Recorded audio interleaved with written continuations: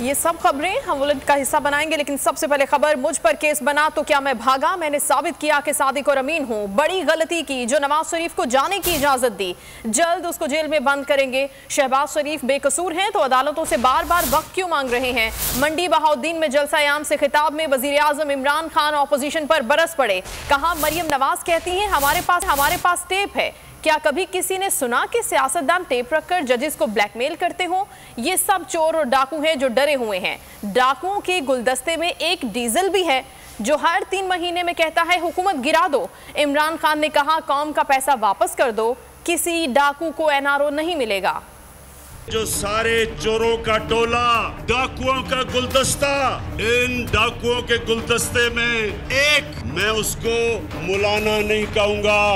ये डीजल क्यों सबको इकट्ठा करके हर 3 महीने के बाद कहता है गवर्नमेंट को गिरा दो?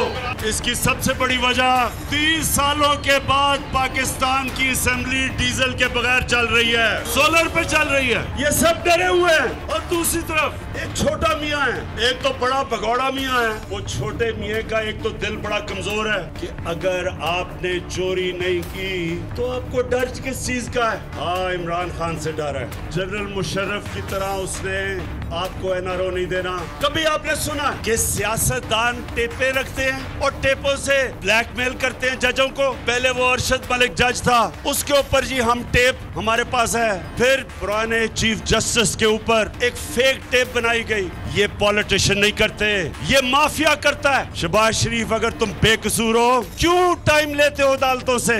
जब मेरे ऊपर आपने सुप्रीम कोर्ट में केस किया था, क्या मैं बाहर भाग गया था? मैंने वहां खड़े होकर सुप्रीम कोर्ट में साबित किया कि मैं सादिक और अमीन हूँ। सब्सक्राइब करें और बेल दबाएं ताकि कोई खबर रह न जाए।